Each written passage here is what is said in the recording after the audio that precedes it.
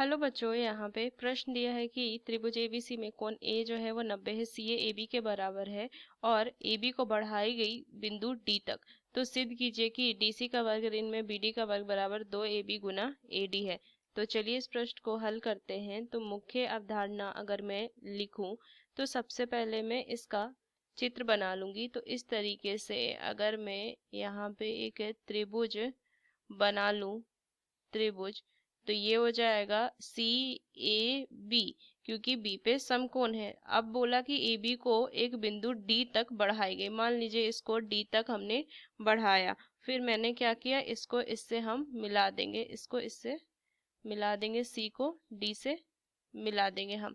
तो देखिए अब मुझे क्या बोल रहा है कि ये जो सी डी है और एक चीज दिया है कि सी ए जो है वो ए बी के बराबर है, ये दोनों बराबर है।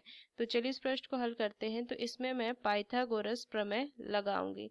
पाइथागोरस प्रमेय जो कि क्या होता है, कर्ण का वर्ग बराबर में लंब का वर्ग जोड़ में आधार का वर्ग। तो देखिए इस प्रश्न को हम हल करते हैं। तो सबसे पहले अगर मैं लिखूं कि त्रिभुज ए डी सी में, ए सी डी में, ए सी डी में, तो इसमें एक समकोण है और ए के सामने वाली जो भुजा है वो कर्ण हो जाएगी। तो लिख सकती हूँ क्या, अब देखिए यहाँ से अगर मैं देखूं तो ए सी डी में चलते हैं, ए के सामने वाली भुजा जो हो जाएगी वो कर्ण हो जाएगी। तो मैं लिख सकती हूँ सी डी का वर्ग बराबर में ए सी का वर्ग जोड़ में ए डी का वर्ग, ये लिखेंगे।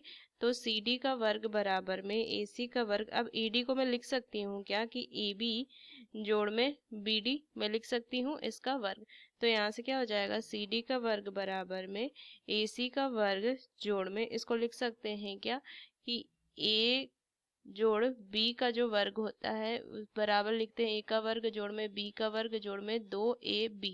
तो यहाँ से मैं लिखूंगी ये क्या हो जाएगा, ए बी का वर्ग जोड़ में बी डी का वर्ग जोड़ में 2ab गुना में बी डी, ये लिख सकती हूँ। इसको मान लेते हैं समीकरण 1।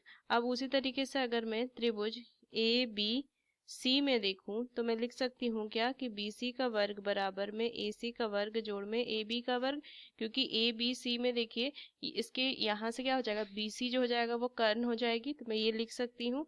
तो इसको क्या लिखेंगे कि बी सी का वर्ग बराबर में ए सी और ए बी तो बराबर है ना, तो 2ab का वर्ग मैं लिख सकती हूँ, क्योंकि यहाँ से ab जो है वो ac के बराबर है और ये प्रश्न में ही हमें दिया हुआ है, ये लिख सकते हैं। तो ab का वर्ग बराबर क्या हो जाएगा, ab का वर्ग बराबर 1/2 bc का वर्ग, इसको मैं 2 मान लूंगी। अब यहाँ से इसका जो मान है वो क्या करेंगे, हम ab का वर्ग का मान ना समीकरण 1 में रख देंगे, ab का वर्ग का मान। तो यहाँ से क्या लिखेंगे, ये हो जाएगा सी डी का वर्ग बराबर ए सी का वर्ग जोड़ में 1/2 बी सी का वर्ग जोड़ में बी डी का वर्ग जोड़ में 2ab गुना में बी डी। यहाँ पे अगर मैं चाहे तो लिख दूंगी मैं कि ए बी वर्ग का मान मान समीकरण 1 पर रखेंगे,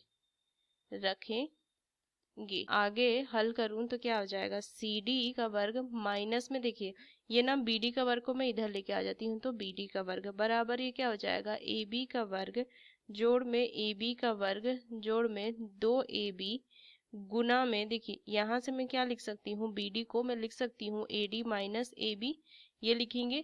1/2 BC को मैंने AB का वर्ग लिख दिया और यहाँ से देखिए AC के वर्ग को भी मैं AC को AB लिख सकती हूँ, तो AB का वर्ग हो जाएगा। और यहाँ से BD को तो मैंने इधर भेज दिया 2AB और BD को मैंने AD माइनस AB कर दिया। तो ये हो जाएगा CD का वर्ग माइनस में BD का वर्ग बराबर में इधर हो जाएगा AB का वर्ग जोड़ में AB का वर्ग जोड़ में 2AB, और इसको मैं क्या लिख सकती हूँ, AD माइनस डी, और यहाँ से गुना करेंगे तो 2ab का वर्ग, ये हो जाएगा 2ab का वर्ग। आगे इसको अगर मैं देखूँ तो cd का वर्ग माइनस bd का वर्ग बराबर ये 2ab का वर्ग हो जाएगा, और यहाँ से क्या हो जाएगा, तो प्लस में 2ab गुना में ad माइनस में 2ab का वर्ग। तो ये प्लस माइनस कटेगा तो cd का वर्ग माइनस में bd का वर्ग बराबर क्या हो जाएगा, 2ab गुना में AD, और यही हमें यहाँ से सिद्ध करना था, ये सिद्ध करना था। तो इस मुख्य अवधारणा का इस्तेमाल करके मैंने इस प्रश्न को सिद्ध किया। आशा करते हैं ये प्रश्न आपको समझ में आया। धन्यवाद।